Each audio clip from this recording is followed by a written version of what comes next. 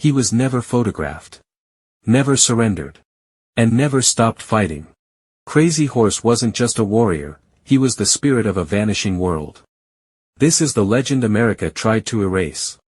In the vast plains of 19th-century North America, one name terrified U.S. generals: Crazy Horse. A mystic, a warrior, and a leader of the Oglala Lakota, his resistance wasn't about fame, but survival. While other chiefs signed treaties, he stayed defiant, and led his people through fire. Crazy Horse was a man of vision, literally. From a young age, he received spiritual revelations that shaped his destiny.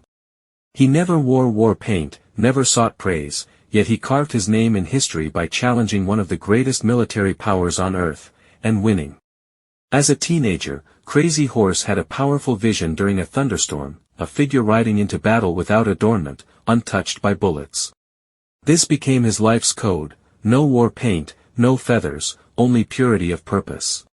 His vision convinced many he was chosen by the spirits for greatness. By 1865, Crazy Horse had emerged as a war leader. He began attacking U.S. forts along the Bozeman Trail, harassing supply lines and resisting settlers.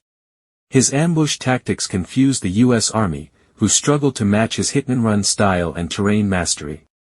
He was rising fast, both feared and respected. His early military success came in the Fetterman Fight of 1866. Crazy Horse lured 80 U.S. soldiers into a deadly trap near Fort Phil Kearny. All were killed. It was one of the worst defeats in Army history at the time, an omen of what Crazy Horse could unleash. Crazy Horse didn't fight out of hatred. He fought for the sacred way of life, the buffalo, the land, and the people. He refused treaties, believing they only brought lies. As U.S. forts expanded, he became the rallying figure for resistance, uniting Lakota, Cheyenne, and Arapaho bands under one cause. That he rarely spoke in councils, yet warriors followed him. His charisma lay in silent courage and mysticism. Crazy Horse would often fast and enter trances before battle. He believed his spiritual purity protected him from bullets, a belief strengthened by repeated survival through impossible odds. When gold was discovered in the Black Hills in 1874, settlers flooded into Lakota land. The U.S. government broke its own treaty. Crazy Horse saw this as final betrayal. As other leaders hesitated, he prepared for total war. His vision of resistance was about to explode into history's spotlight. He led raids on settler convoys, supply lines, and scouting parties. His warfare was strategic, small, brutal, and fast. Scouts whispered his name with fear. Unlike other leaders, he sought no media attention or political gains. He simply vanished into the hills, and returned with vengeance. Despite growing U.S. military strength, Crazy Horse kept winning. His deep understanding of terrain, weather, and surprise gave him the upper hand. His warriors respected him not for orders, but because he fought alongside them, in the front lines, without armor or fear. By 1876, he had become a living legend. U.S. generals wanted his head. But no one could catch him. Crazy Horse was no myth, he was the real face of native resistance. And his greatest battle was yet to come. The U.S. Army, led by General Custer, underestimated the native forces. On June 25, 1876, Crazy Horse and Sitting Bull prepared their warriors. Thousands gathered near the Little Bighorn River. Custer believed surprise was his weapon. He had no idea what was waiting beyond the hills. Crazy Horse led a sudden flanking charge that broke Custer's lines. Screaming warriors surrounded the cavalry. It wasn't chaos, it was precision. Lakota, Cheyenne, and Arapaho fighters overwhelmed the soldiers with sheer numbers and fury. Custer was caught between a wall of gunfire and galloping death. Within an hour, Custer and over 260 men were dead. It was the greatest native victory in American history. Crazy Horse had done what many thought impossible, he crushed the U.S. Army on its own terms, in open battle. The plains erupted in celebration and mourning. But celebration turned to dread. Washington responded with overwhelming force. Generals Sheridan and Crook launched a full campaign to hunt down Crazy Horse. Winter came, food ran low, and tribes scattered. The Lakota were being starved into surrender. Yet Crazy Horse refused to yield. He moved constantly, leading small bands across frozen terrain. He avoided large battles, favoring survival. Soldiers couldn't find him, only the trail of campfires and hoofprints. As the net closed, Crazy Horse became a ghost. He was everywhere, and nowhere. His refusal to surrender made him both legendary and dangerous. Some tribal leaders feared U.S. retaliation. Crazy Horse began to lose political allies. The army offered food and safety in exchange for surrender. But Crazy Horse still believed freedom could be defended, no matter the cost. By May 1877, most tribes had surrendered.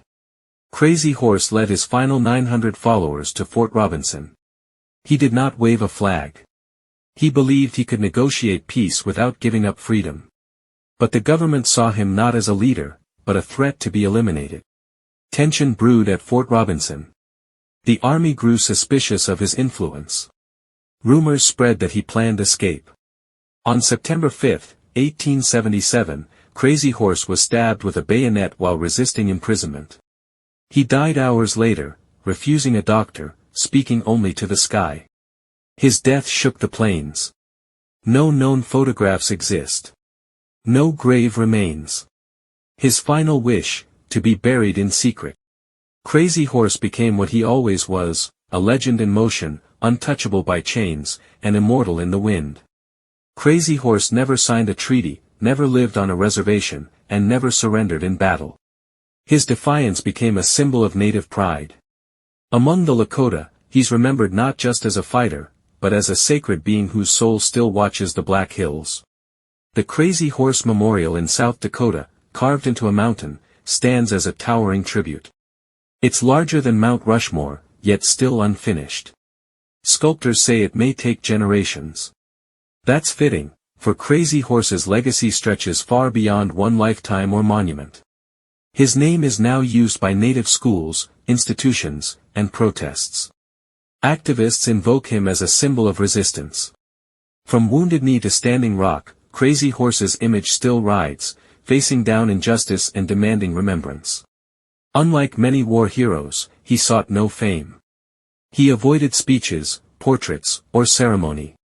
He lived his truth and died for it. In a world built on conquest and spectacle, Crazy Horse remains a reminder that true power lies in purpose, not applause. Crazy Horse's life echoes today. His refusal to compromise, his loyalty to the land, and his spiritual visions resonate in modern indigenous movements. He didn't fight to be remembered, yet he became unforgettable.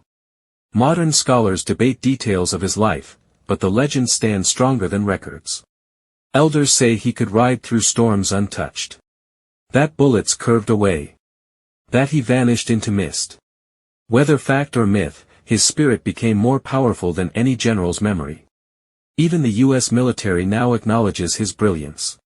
Books, documentaries, and memorials try to retell his story. But none can capture the silence behind his eyes, the quiet storm of a man who never bowed. He represents what was lost, and what refuses to die. For the Lakota, Crazy Horse was more than a warrior, he was the last light before darkness. A final howl before silence. A ghost who still rides when the winds cry freedom. To this day, his descendants guard his legacy. No grave, no photograph, no final words, just stories whispered around fires and carved in stone. Crazy Horse didn't fade into history. He rode beyond it.